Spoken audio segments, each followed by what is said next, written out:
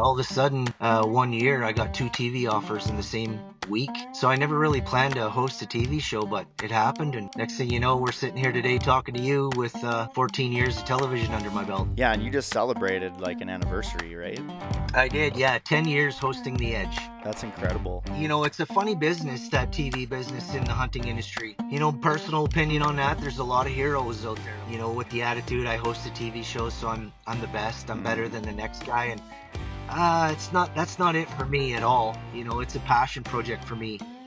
The main basis behind it for me personally is the ability to stand on a taller stage and promote the heritage behind the hunt.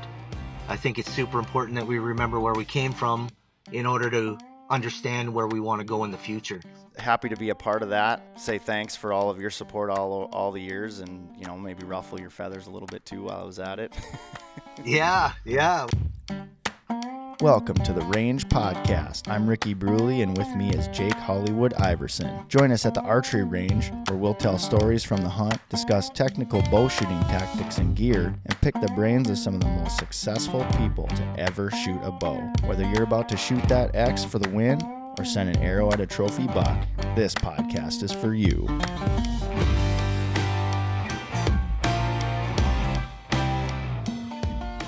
The Range Podcast is brought to you by Vapor Trail Archery, makers of the best bowstrings money can buy, originators of limb-driven arrow rest technology, and innovators of Stokerized stabilizer systems.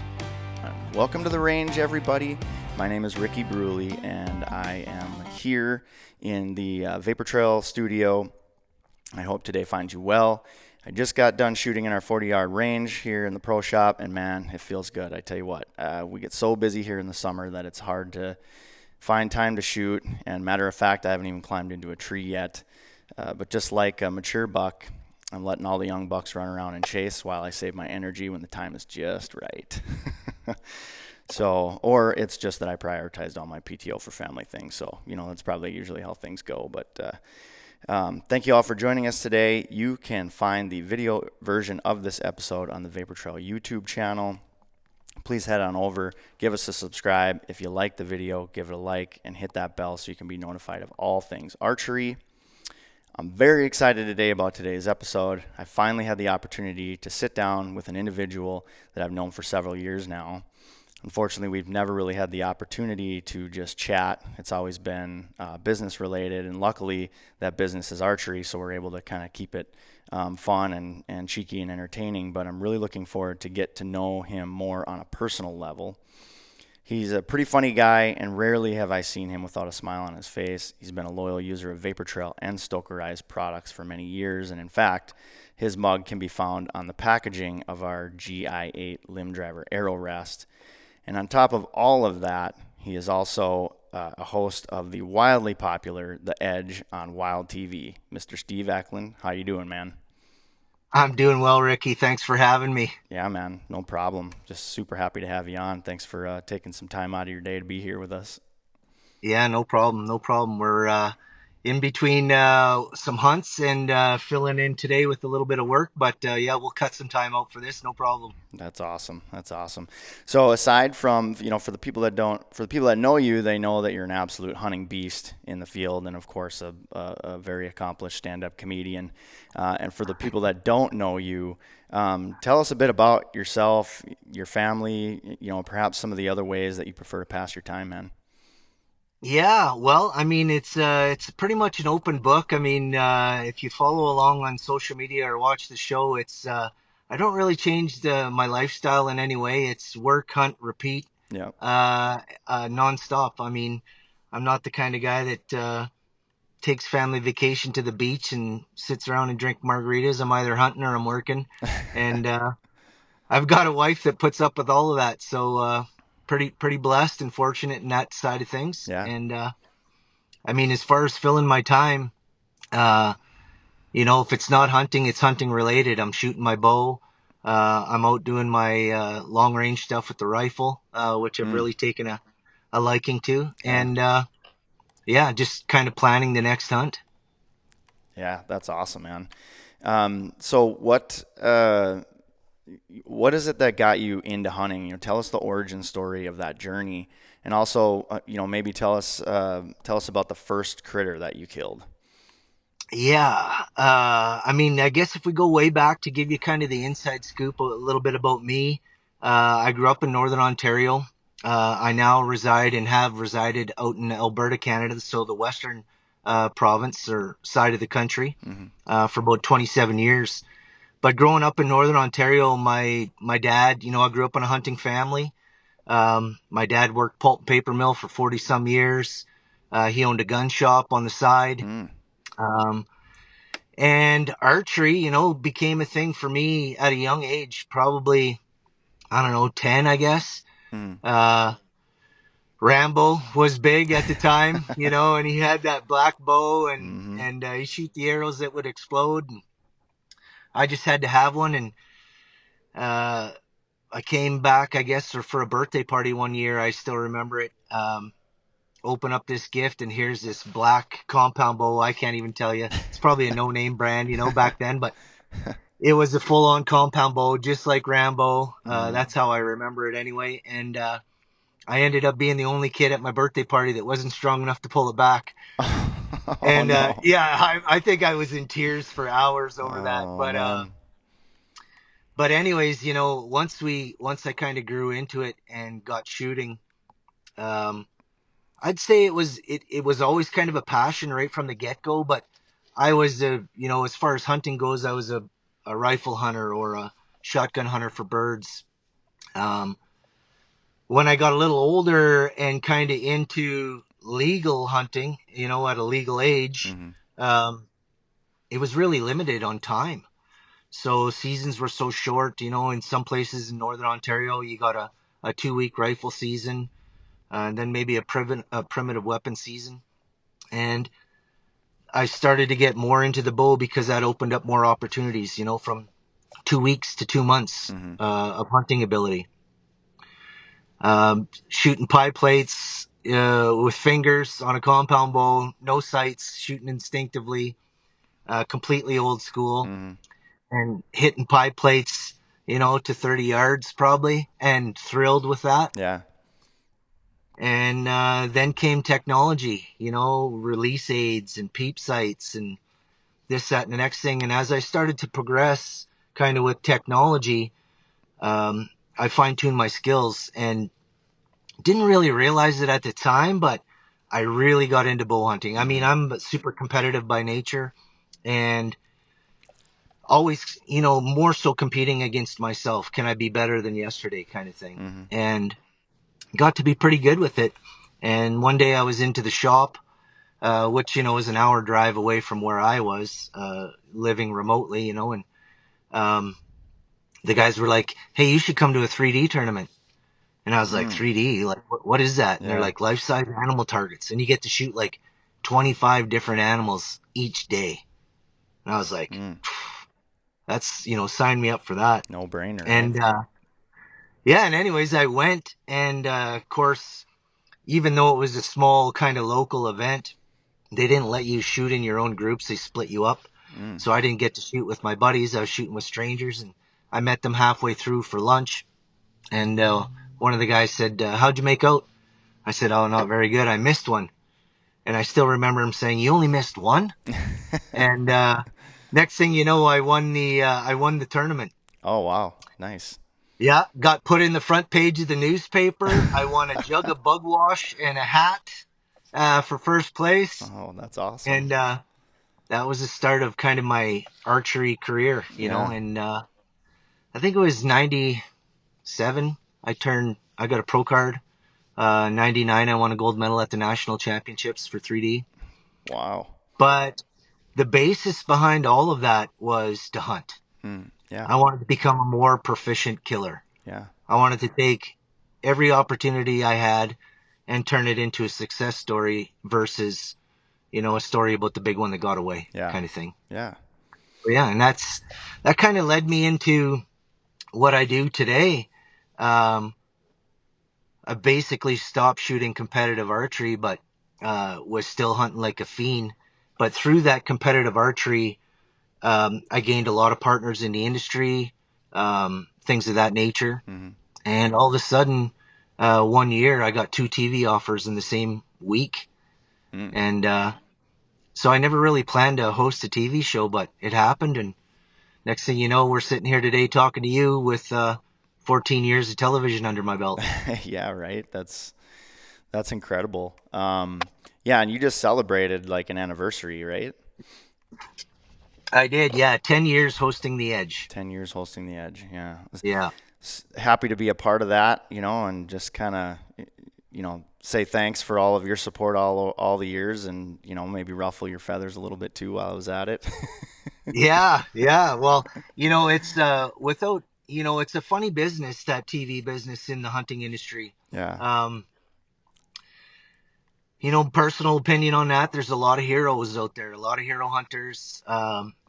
With the attitude, I host a TV show, so I'm the best. I'm better than the next guy, and that's not it for me at all. It's a passion project for me.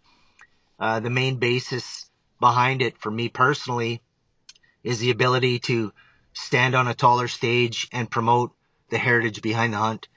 I think it's super important that we remember where we came from in order to understand where we want to go in the future. So that's it for me, but it's a funny business because, when you're first starting out, like every other dick brain out there, I was walking around thinking I must be something special out of the gates. And, you find out real quick that you're not.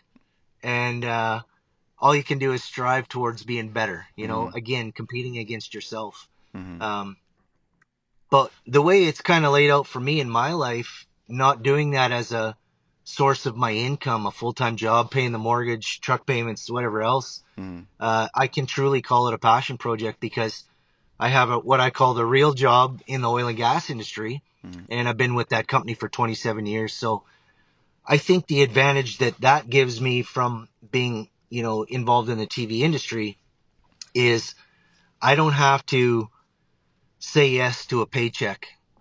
I get to honestly, truly test the products and get to know the people that stand behind those products, which is equally important, I will add. Yeah. And then pick the best stuff because, the partnerships and the I guess the finances that go with some of those partnerships, yes, necessary for the wheels to keep spinning, production quality, the rest of it, I'm sure you're familiar with, but Yeah. It just really allows me to take a stance and truly promote and use the products that I believe are the best in the industry. Yeah. Yeah. I believe that too. Yeah. And that's one of the reasons we like to work with you. And I've said this before on the podcast, is that we want to support people that support our products because they want to shoot them, because of the performance that it gives them, not simply because we're like, hey, we're gonna, let's work out a deal and all that, that kind of stuff. It's always kind of started with shooting the product and wanting the product, and then from there it's like, okay, well, let's take this a step further, and try to reach the masses and get the word out about how the products work and let people know that you can have success with them. Yeah. Well, I think it's hugely important, especially for a guy in my circumstance where I do get to stand on that, a little bit taller stage, and promote these brands and promote these products. Because if I don't believe it works, here's a perfect example. I developed my own bino harness system. And if a company comes up with a better one, I'll wear it and use it, even though I have my own. Yeah. It's just, that's what it's all about for me. Performance in the field and confidence in the gear that I'm taking to the field. Yeah, for sure. And for the listeners, what's the name of the brand that you have for the bino harness and some of the other products you make? Next Level Hunter, and NLHapparel.com. That's where you can find it. But yeah, Next Level Hunter products. Yeah, perfect. Yeah, no, that's awesome. I love the logo that you have, and I keep forgetting to ask you. I'm like, man, I need like a hat or something to wear, to try to help promote your products too. So I'll have to try to Yeah, see if I absolutely. can sneak a hat from you one of these days. Yeah, absolutely. I'd be happy to. Yeah, I mean, as far as the industry goes, I've been in the industry for, going on almost 20 years, and I've seen a lot of that, a lot of the egos like you speak of, and I think that, and some of those egos are no longer around simply because, like you said, when they rely on that for a paycheck, there's risky moves and, maybe things aren't being done, you know, morally and ethically the way that they should be, and in a lot of cases legally, and running into legal issues, and sometimes I try to put myself in those people's shoes and go, man, if it meant my family, I try to have some grace for some of those things too, because you do Yeah. anything to support your family. But like you said, in your case, you know what I mean? It doesn't have to be that way. You can give a unbiased opinion of the products. You shoot what you want to shoot because it's going to help you be successful. So, Yeah. Well, and I mean, there's nothing worse. I was the guy, like most, that saved up for 6 months to buy a backpack. yeah. I was that guy. So when I hear people come on saying, this is the best backpack, or these are the best boots, or this is the best arrow rest, Hmm. um, my first question is, so how many have you tried? Yeah, right.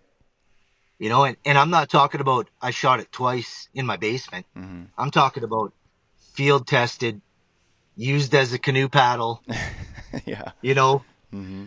stripped apart and made bootlaces out of it. I mean, really beat it up, Hmm. because that's the stuff I want to take to the field. I mean, I have countless once in a lifetime opportunities Hmm. in front of me because of this TV show, and because of the career path that I've taken in the outdoor industry. Hmm. Um, and when I go on a big sheep hunt, if I have a failure, it's catastrophic. Yeah. I mean, catastrophic. Hmm. Um, and confidence is everything for me. I've had equipment fail. And you know what? Some of those instances, I can honestly say, probably unfair to the manufacturer or that brand. But if it fails on me, it's out, Yeah. gone. Hmm. And you know what? Here's the thing, and why I say it's unfair is because a lot of times I'm in the manufacturing business in the oil and gas side of things. Hmm. Um, you can put out 1,000 great units and have one failure. Yeah. Depends where that failure happens and whose hands it's in at the time. Hmm. You know, Absolutely. um, so some of those, I've canned some products pretty fast and probably heated in the moment when I did it. Hmm. Um, our sales guys, for the TV show, pull their hair out with me most days because I'll reject an offer, or I'll can a deal um, over product failures and stuff like that. Hmm. But, again, like I said earlier, one of the biggest things for me is the people that are standing behind those products as well. Yeah. If I don't feel like we're on the same page, to a certain degree, because I don't know if anybody can actually get on the same page in this old squeaker of a head. Uh, but if you get close, just treat people the way you want to be treated yourself, Hmm. in any facet of your life, and look after them. That's the kind of people that I want to partner with. Yeah. Because there's kind of client vendor relationships, and then there's true partnerships, and um, I'd say 99.9% of what I have, or what we have with the Edge TV, are true partnerships. Yeah. And that's easy to look at, because a lot of those brands, case in point yourselves, it's not only my 10 years hosting the Edge, but it's also my 10-year with a lot of these brands. Yeah. Yeah, that's fantastic. Yeah, thank you for the compliment. I mean, appreciate that. And you've always been a pleasure to work with, So there's never been, I haven't been on the marketing side the entire time that you've been with us, but of the time that I've had to work with you guys, you and Joe, it's just been fantastic, and I Yeah. love that I have a personal connection with you guys, even though, like I said, a lot of our talks are business, but, I'll get pictures of, some of your kills and things like that. And it's always really fun to see that kind of stuff. just coming to my phone. It's really fun. Yeah. And having that personal connection just makes it all that much more fun. And Well, I don't care who you are. Everybody, no matter how organized and how detailed of a person you are, everybody runs into a jam. And I'm telling you, for the listeners at home, if you knew how many times I called this guy right here at 8 or 10 o'clock at night and said, dude, I'm in dire straits. yeah, And, I'm looked after every time. yeah. And that's a part of the partnership. Mm-hmm. If you're just a hired gun, like some of these bigger name guys out there, like I trust my life on this coffee cup and you should too. Yeah. I mean, it's not for me, Yeah. Unless I truly believe that, it's not going to come out of my mouth. So. So I wanted to talk a little bit about, I alluded to it just a little bit earlier, but I wanted to talk about the first time that I had met you, and I'm not sure, there was a little bit of obscurity around the video that I sent you for your 10-year anniversary, but so we were at ATA show, and again, I wasn't in the marketing side of things at that time. I had been with the company for, over a decade at that point, but I think we were I'm nervous. I'm almost nervous. No. It's more me. It's more me because you were great. I'm trying to think. What is in Indy? What's the place where everybody always goes? Is it the Hyatt? Where everybody goes to have drinks after the day is over? Yeah, probably. Yeah, I think it was. Yep. So I came down there to meet Ears, and you know Ears very well, and I think most of our listeners probably know him also. But Ears was our general manager for Vapor Trail for quite some time, and at that time I was going down there to meet up with him, found him because he really stands out in the crowd. He's a big, tall guy with a huge beard, and he's big old ginger. Yeah, and he's sitting there, and he goes, well, he said that he was. When I was texting back and forth with him, he said that he was hanging out with you. And so I was like, oh, okay. And so when I got there, he was talking to Joe. And so I made the assumption that you were Joe. And so then I went up and I was like, oh, hey, how's it going? It's really loud in there, so you can't really hear. Like, I'm pretty sure he said his name and stuff, but I couldn't really hear him very well. So I was like, oh, and I shake the, those huge man mitts that he's got, and I'm looking straight up at him because he's like, what, 6'8" or something like that? I think. 6'9", and his hands are pretty much the size of a phone book. Yeah. Yeah. And then, so here, I don't know how long it was. It had to be several hours here. I thought that Joe was you. And then later on, I came up and then I think Ears was talking to you, and you were dressed to impress, man. Like, I think you were wearing like a suit coat or a blazer or something like that. You were looking sharp, and I had no idea who you were at that time. I just saw Ears was talking to you, and then again, I got introduced to you and shook your hand, and I'm just like, oh, the heck is this guy? I don't know. Okay, or whatever, and then just moved on. And then I think it was later the next day I was talking with Ears, and he revealed that, you were really Steve, and I, so it's just funny that I had That's a way better story than I thought you were going to have. I thought you were going to say, yeah, I thought this guy was sitting there like, no, that's Steve over there. And you looked over and I was like dancing on a pole or something. That most certainly would have made for a better story, honestly. But, but yeah, so then I don't think I've met you. I haven't seen you in person since then. And that was probably, I don't know, was that 5 or 6 years ago probably now? Yeah, I remember getting pictures from you at a TAC event where you were mocking up a poster they had of me. Yeah, I think it was a photo that Silver took, and you're like kind of coming up over this rise with your bow, and so I kind of mimicked you in that photo and had Ears send it to you. We were all laughing. Yeah. Silver always had an act to make me look good. Yeah. Big shout out to Ryan Silver if he ever watches this. Yeah, he's a good dude. I since he hasn't been with Prime, I haven't seen or heard from him in quite some time. But yeah, so you recently just killed a giant of an elk in the Rocky Mountains with the new 2024 Prime bow that we can't. Yeah. Yeah, that we can't really talk about. So, But aside from that, what? So tell the story. Like, how did that all go down? Was it just you hunting, kind of solo with a camera guy following you, or was there, a couple guys in camp, or tell us the story. Kind of here's the deal. I guess yes, I am running the new prototype 2024 flagship for Prime right now. Um, I can tell you this: it's fantastic shooting bow. I'm super pumped to be one of the guys kind of trying it before it comes out, and going through the motions with it. So that was one of those things you helped me with at 10 o'clock at night. I think it was maybe a week before my first hunting trip, and I got a call from Prime saying, "Hey, do you want to? We'd sure like you to use this new bow before it launches."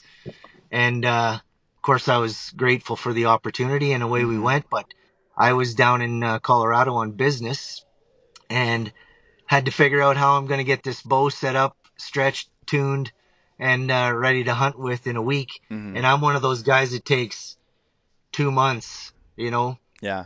kind of dicking around with 1 ounce here, 1 ounce there, Mm-hmm. trying to dial it in to perfection. Mm-hmm. And so that was an ordeal. But then we went elk hunting. I had just bought a new wall tent from Montana Canvas, and Yeah. it had come in while I was on this work trip. So when I got home, I'm like, I got to rush out there. I got to set up elk camp. I wanted to set up my local elk camp before I headed over to Vancouver Mm-hmm. and did an elk hunt over there in BC. Mm-hmm. So I went over and I set up the wall tent, and to my surprise, super easy to set up by myself. Especially first time around with that internal frame they got. I don't know if Mm-hmm. you're familiar with Montana Canvas, but Yeah, we've got one that we use as a booth when we do like yeah, Total Archery Challenge and stuff. Yeah. super slick setup. But Mm-hmm. anyways, I got that all set up, and I figured, well, I'm here for a couple of days. Let me get a little kind of local elk hunt in here in Alberta Mm-hmm. before I go on this big trip.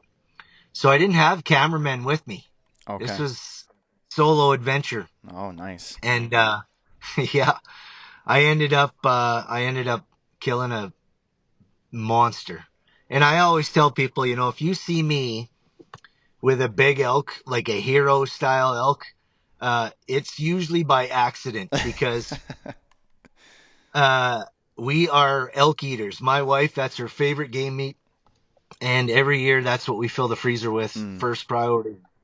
So, uh, to get a big one with the big giant antlers that we all get pumped up about, Yeah. that was a lot of fun. Yeah, man. A lot of fun. We went in there, like I said, and I went down to a kind of a little honey hole starting point, put out some cameras, and nothing in the morning, Mm. and didn't even hear a chirp. It was still early. I mean, this is, oh man, early September. Mm-hmm. And, but rut activity definitely, you were seeing cows getting kind of yarded around by the bulls and all that kind of stuff. And anyway, I got down out of my stand and I walked back in the woods. Probably I'm maybe 300-400 yards away from my stand. And all of a sudden I catch this movement in the back, and sure enough, up with the binos, and I see 1, 2, 3, and all of a sudden it turns into like a dozen cows to 18. And they're kind of coming on this little trail right towards me. Mm-hmm. I thought, well, if there's a bull there, I'm just going to hunker down, and they're going to walk right by me at like 15 yards. Yeah. So I didn't chirp, I didn't cow call, nothing. And I felt the wind, classic. And poof, all those elk ran out of there. And I could hear some crashing. And it wasn't, this is antlers going through the trees. Mm. So I never did see the bull. Anyway, I got out of there and I thought, well, that's it. I'm just going to back out because it's still pretty close to my stand. And I thought if they start to make any noise, I can maybe chirp them in or whatever. Mm-hmm. Anyways, I got back up onto this real high hill. I call it the Lookout Hill, and looked off about 2.5 miles and could see these cows coming through the trees. Well, I just waited and kept watching them with the binos, and next thing you know, out walks this bull, and my jaw hit the dirt, man. It was like literally at 2 miles maybe. Mm-hmm. I was like, wow, that's an impressive bull. Mm-hmm. I jumped on, I don't know if you use the e-bikes, but I jumped on my e-bike and I kind of got them figured out, and I got all the way around to where I got the wind right and came in and got super lucky because they came kind of right up the funnel. I ended up shooting that bull at like 25 yards. Wow. Yeah. Pretty exciting. Every time that happens, it's like, why didn't I have a cameraman? Why didn't we? Everybody just thinks that every hunt that I do is filmed for TV. Well, we're doing 13 episodes a year, 13 hunts a year that are filmed, and I probably do 10 hunts a year that aren't filmed. Yeah. So it just so happens, the big one comes when the TV cameras aren't rolling, but and then the sophisticated selfies kick in, and you got your cell phone, duct taped to a tree branch, and you're trying to take photos of yourself and all that kind of stuff. Well, you did a good job. Yeah, you definitely got a good solid photo. So, I appreciate it. And I mean, I hear you too with. There was a time where, when I really first started kind of getting into bow hunting and all that kind of stuff, I was carrying cameras with me and trying to do everything that I could to get film and footage and all that. And I've got a ton of footage from back in the day that I just never did anything with. But I get to a point where it's like, it just adds so much more work to the whole process, and instead of it being like a getaway, it's a lot of grinding, and so I kind of got away from doing that a little bit, but now I've been kind of getting a little bit back into it now that technology's come a long ways, and things are more compact, and you don't got to pack in a ton of heavy gear and all that kind of stuff. I've been getting back into it, but yeah. Well, I'll tell you, when you hunt, I guess as much as I do, with a cameraman, it's extremely difficult, even with a cameraman. You're double the noise, double the scent, double everything. And when you're trying to sneak up on that, big bull elk, or you're trying to sneak up on a mule deer, or sit still enough in a whitetail stand to have a big buck, a mature buck come by, it's extremely difficult. And I look forward to those hunts where I go by myself and it's just me out there, I'll go on a solo sheep hunt for 5 days, 10 days. And if I want to walk a half hour and take a 15-minute snooze, I do. It's peaceful. Yeah. And kind of gets me back to where I started too, which is cool. But right. Again, every time something really cool happens, you're like, God, I wish I had a camera here, Yeah, well, I guess that's how it goes sometimes, right? But just wasn't meant to be on film, I guess. It was only meant to be in your head, so. Yeah. You'll always have that, right? Everything happens for a reason, and I take as much pictures, even if they are sophisticated selfies, because one day this memory is going to stop working. I know it. Yeah.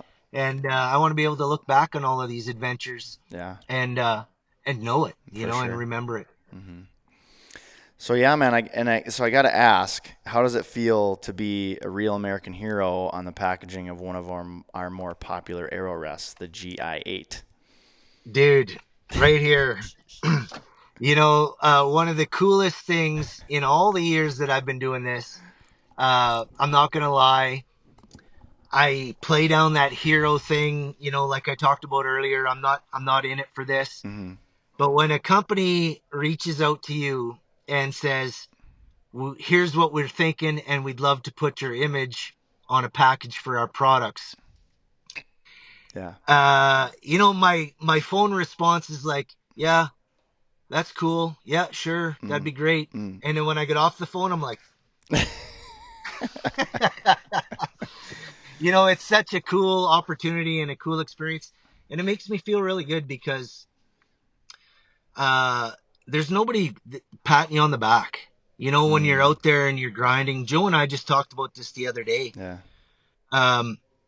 Unless you're there, nobody really understands the hardships and the sacrifice and the suck that goes into bringing these half-hour television programs to the world.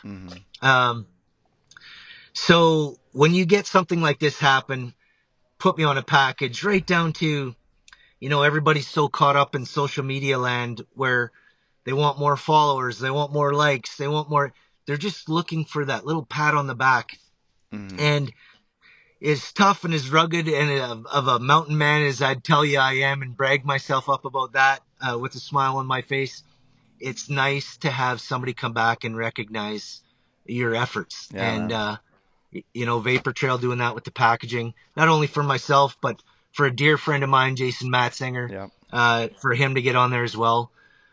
Super cool. I remember Jason phoned me right away and he said, I can't believe that my image is going to go on a package just like yours. That's That's awesome. a total lie. Yeah. If Jason, if you're listening, I just lied, but it made me feel good.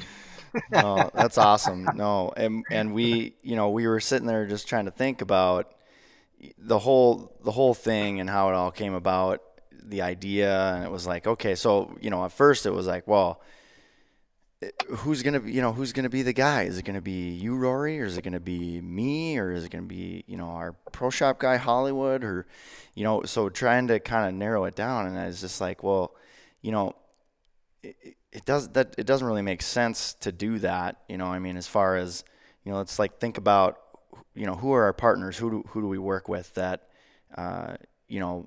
really like the products and want to shoot the products, and people that we know we're going to have a long-standing relationship with, right? Because, packaging lasts for a long time.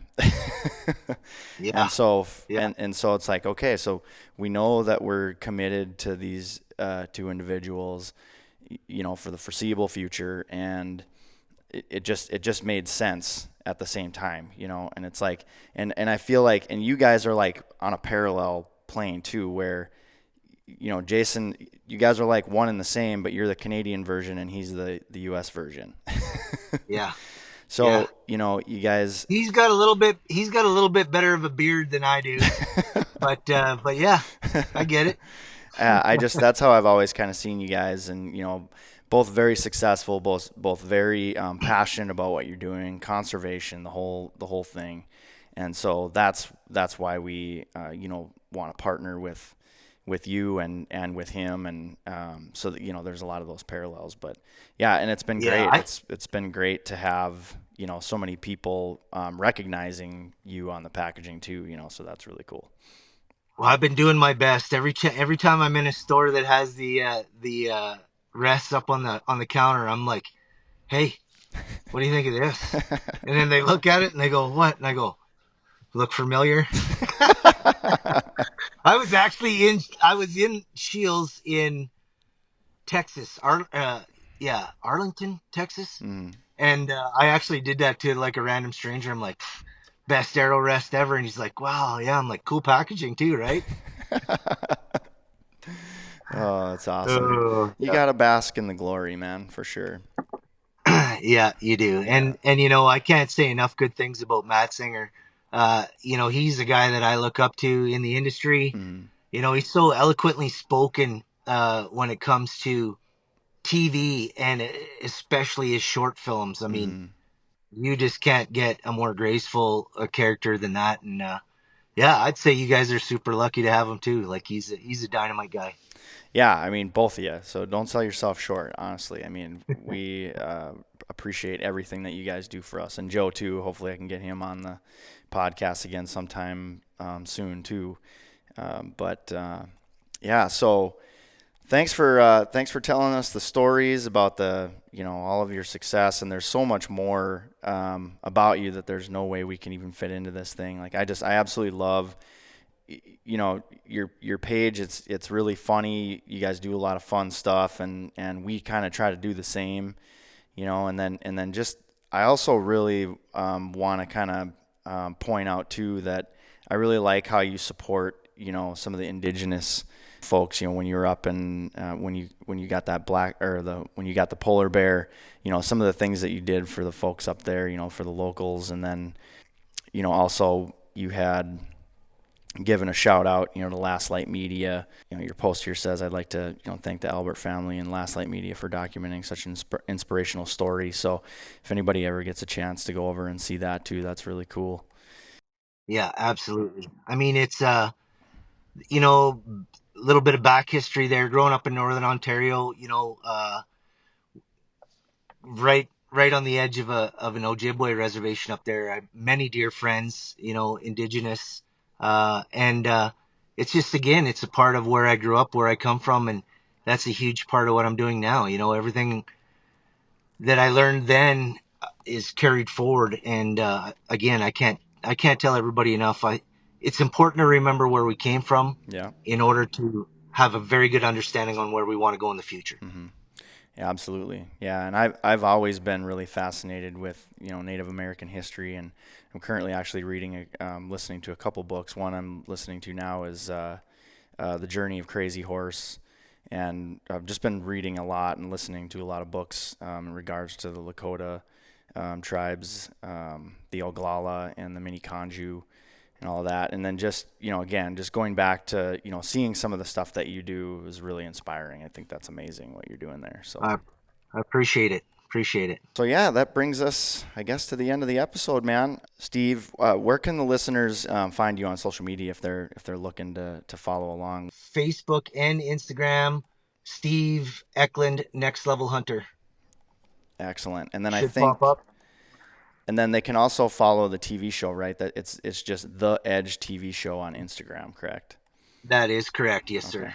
All right, perfect. And then, yeah, Next Level Hunter, he's got some good gear, so head on over to the website and check that out. Make sure you grab that sweet new bino harness. NLHapparel.com. There we go. Perfect. And so, yeah, you can find us at The Range Podcast on Instagram and on Facebook. You can find me, Ricky.Wayne80 on Instagram, and Ricky W. Bruley on Facebook. Again, please be sure to head over to the Vapor Trail YouTube channel. If you like the video, hit that thumbs up button, subscribe, and also hit the bell so you can be up to date on all things archery. If you're listening, do me a favor, give us a rating and make sure that you give us 5 stars. Big thanks again, Steve, for joining us today. I really appreciate it. Good luck with the rest of your season, brother. And with that, we are going to pack up our bows and arrows, and we're hitting the range. Have a great day, everybody. Vapor Trail is now offering an exclusive discount to the Range Podcast listeners. Enter promo code TRP15, that's TRP15, at checkout for 15% off VTX bowstrings and Vapor Trail and Stokerized branded t-shirts, hats, and other gear.